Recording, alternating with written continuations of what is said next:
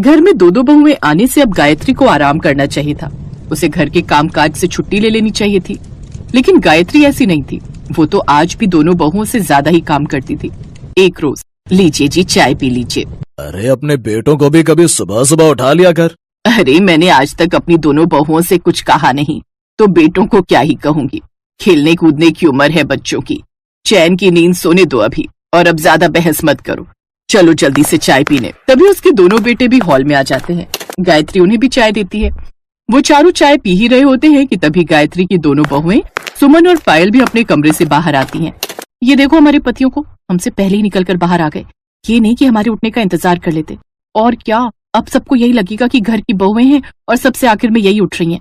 दोनों चुपके से रसोई में जाती हैं और फिर सास की बनाकर रखी हुई चाय पीने लगती हैं। कुछ देर बाद फ्रेश होकर वो रसोई में पहुंचती है। शादी से पहले क्या क्या सोचा था कि एक अमीर पति से शादी करूंगी जिसके पास खूब सारे पैसे हो और उसके घर में नौकर चाकर हो ताकि मुझे कोई काम न करना पड़े। सच कहती है तू, रोज की ये दो दो सब्जियां बना कर ना मैं भी थक गई हूँ। लेकिन अब बस, अब हम भी थोड़ा आराम लेंगे। अब जिस परिवार में नाश्ते में दो दो सब्जियां बनती थी, वहाँ अब एक ही सब्जी बनती है। अरे ये क्या, आज एक ही सब्जी? अब हाँ, वो क्या है ना, आज हम दोनों की तबीयत कुछ ठीक नहीं थी। ओह अच्छा, कोई बात नहीं। अगर तबीयत ठीक नहीं थी तो पहले कह देती, हम बाहर से खाना मंगवा लेते। अरे लेकिन माँ जी और बाबूजी बाहर का खाते नहीं है ना, चूल्हा तो हमें फिर भी जलाना ही था। हमें क्या, हमें तो काम करना ही है। इस तरह से अब दोनों बहुएं काम से बचने का तरीका ढूंढने लगती हैं।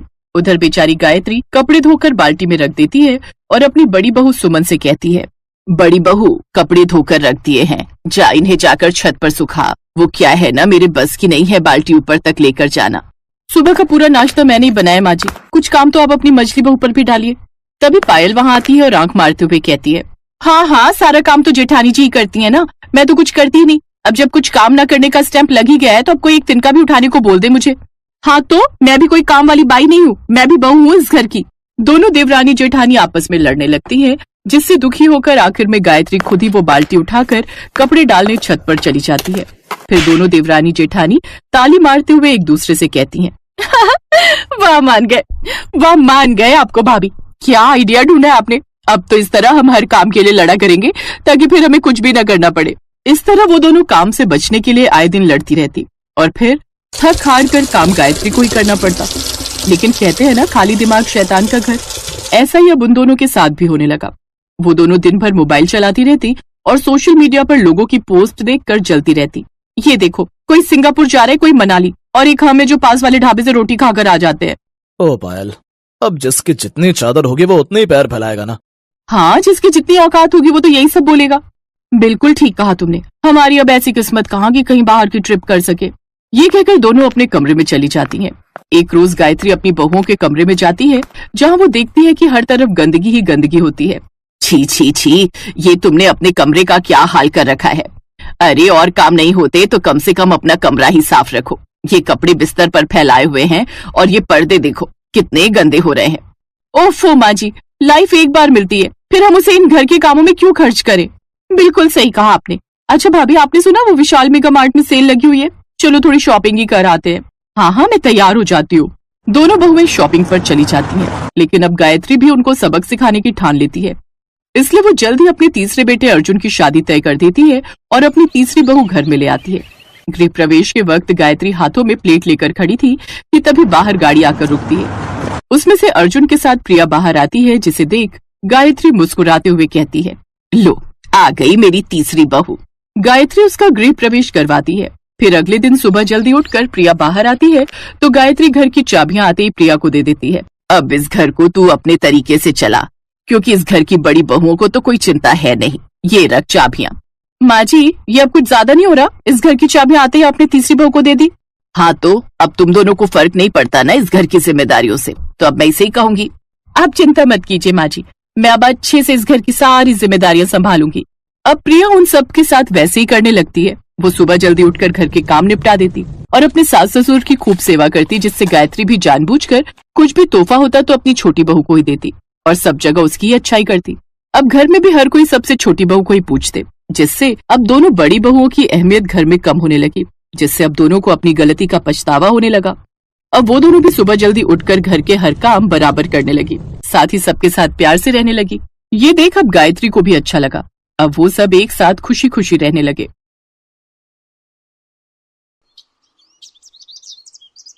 माँ जी, बहुत बढ़िया क्रीम है। आप एक बार लगाओगी तो आपके चेहरे की सारी झुर्रियां कुछ ही दिनों में गायब हो जाएंगी।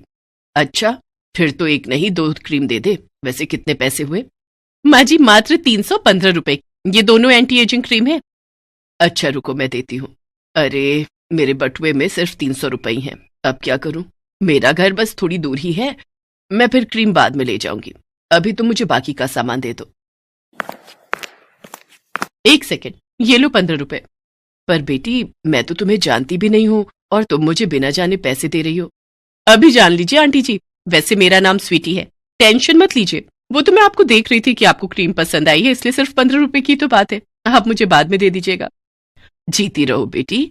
वैसे तुम कहाँ रहती हो? तुमसे फिर मुलाकात करनी हो तो कैसे करूं? तुम्हारे पैसे भी तो देने हैं। रुकिए आंटी जी, मैं आपको अपना फोन नंबर देती हूँ। आप मुझे फोन पर अपना घर का एड्रेस दे दीजिएगा, मैं आ जाऊंगी। इसी बहाने आपसे मिलना भी हो जाएगा। हाँ, ये ठीक रहेगा। लिख लो तुम मेरा नंबर। सुमित्रा पास में ही एक मोहल्ले में अपने बेटा और बहू वर्षा के साथ रहती है। सुमित्रा की बहू वर्षा एक गरीब घर से आई है, इसलिए सुमित्रा अपनी बहू वर्षा को पसंद नहीं करती। वो अपने बेटे की दूसरी शादी करना चाहती है, इसलिए वो एक अमीर घर की लड़की ढूंढ रही है। वर्षा ने तलाक देने से मना कर दिया। वो बहुत ही सीधी सादी है और गरीब परिवार की है। इस कारण उसने अपने सास को कह दिया कि अगर वो दूसरी शादी करना चाहती है तो कर सकती है। उसे तो बस अपने पति के घर में रहना है, चाहे जैसे मर्जी रहे। उसकी मजबूरी है कि वो उस घर को छोड़कर नहीं जा सकती। इस घर के सिवा वो आखिर कहाँ जाएगी? इसी मजबूरी में वो अपने दिन काट रही है। वर्षा, ओ वर्षा, मेरी मेहमान आने ही वाली होगी। जल्दी से गरम गरम पनीर और आलू के पकौड़े तैयार कर। माँ जी, कौन आने वाला है? फोन तो किसी का नहीं आया। है कोई? तुझे क्या मतलब? तुझे जितना कहा है उतना कर। रवि बेटा, थोड़ा देर से ऑफिस चले जाना, मुझे तुम्हें किसी से मिलवाना है। मुझे पता है माँ, तुम फिर से शुरू हो रही हो। कोई ना कोई लड़की ही होगी। मैंने तुम्हें कितनी बार मना करा है कि मुझे दूसरी शादी नहीं करनी है। तू पहले ही अशुभ बातें निकाल दे अपने मुंह से। अगर तूने दूसरी शादी के लिए मना किया ना तो मैं अपनी जान दे दूंगी। तू अपनी माँ को चाहता है या नहीं? अभी सुमित्रा बात कर ही रही थी कि तभी स्वीटी आ जाती है। नमस्ते आंटी जी, कैसे हैं आप? अरे आओ आओ बेटी, घर ढूंढने में कोई परेशानी तो नहीं हुई ना? नहीं नहीं आंटी जी, मैंने अपनी गाड़ी बाहर गेट के पास ही पार्क की है, तो कोई परेशानी तो नहीं है ना? अरे नहीं नहीं, परेशानी की क्या बात है। आओ बैठो। रवि बेटा, ये स्वीटी है, बहुत ही प्यारी बच्ची है। सुमित्रा स्वीटी के साथ बहुत मीठी मीठी बातें करती है। ऐसे ही अक्सर सुमित्रा स्वीटी को घर बुला लिया करती थी या फिर रवि के साथ उसके घर मिलकर आ जाती थी। रवि मजबूर था। अगर वो इन सब के लिए मना करता तो सुमित्रा अपने आप को कुछ कर लेती। सुनो, मैं यही कहूंगी, अगर माँ जी को कुछ हो गया तो हम दोनों जिम्मेदार होंगे। आप स्वीटी से शादी के लिए हाँ कर दो, माँ जी अपने आप ही स्वीटी से बात कर लेंगी। स्वीटी भी इस शादी के लिए जल्दी ही हाँ कह देती है। आंटी जी, मैं जानती हूँ आप वर्षा के घर में रहने से खुश नहीं हो, पर आप चिंता मत करो, मेरे पास बहुत पैसा है। हम दोनों खूब ऐशो आराम से रहेंगे, खूब मजे करेंगे, पर एक शर्त पर। अब से तुम मुझे आंटी जी नहीं माँ जी कहोगी।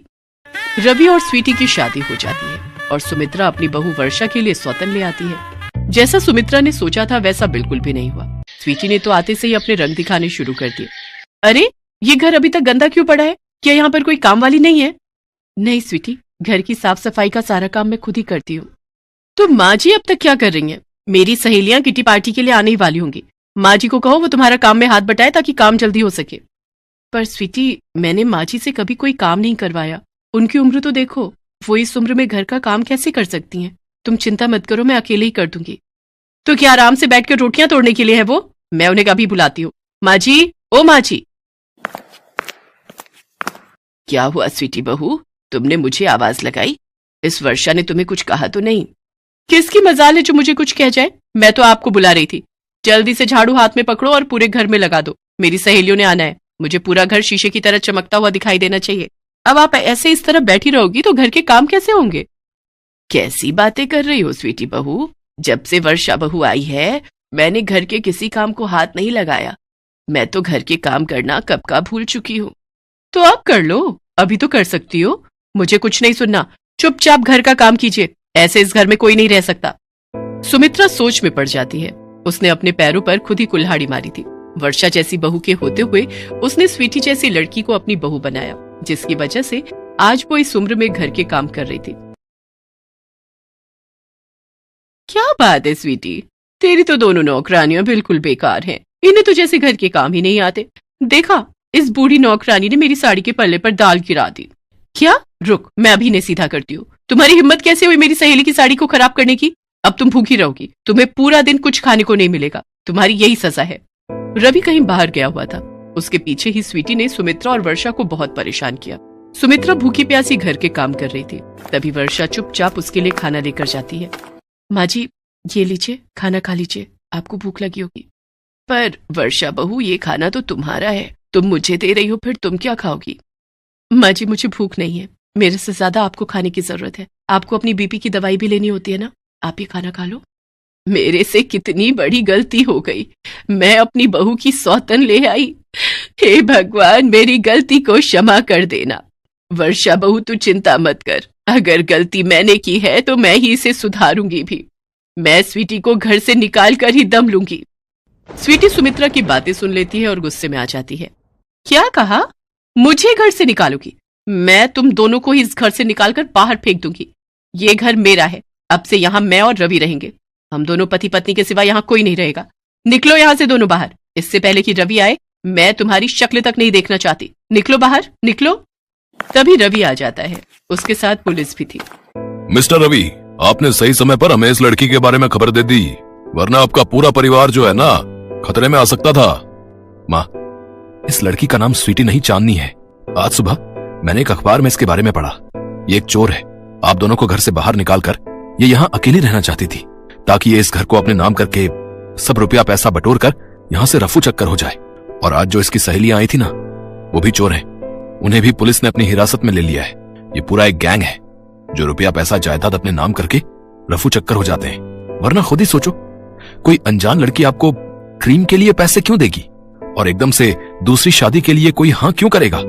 माँ, तुमने बहुत बड़ी गलती कर दी। वो तो अच्छा हुआ कि मेरी और स्वीटी की शादी लीगल नहीं है और पुलिस के पास इसका रिकॉर्ड है, वरना तुम्हारी इस गलती की वजह से मैं भी जेल जा सकता था। मुझे माफ कर दे रवि बेटा।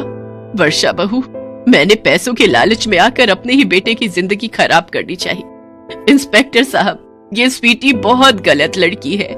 इसने मेरा क्या हाल कर दिया।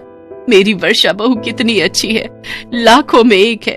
बड़ी आई थी मेरी वर्षा बहू और मुझे घर से निकालने वाली। अब तू जेल की सलाखों के पीछे जब सजा भुगतेगी ना, तब मेरे कलेजे को ठंडक पड़ेगी। सुमित्रा को अपनी गलती का एहसास हो जाता है और वो अपने बेटा बहू को गले से लगा लेती है। स्वीटी और उसके साथियों को जेल हो जाती है।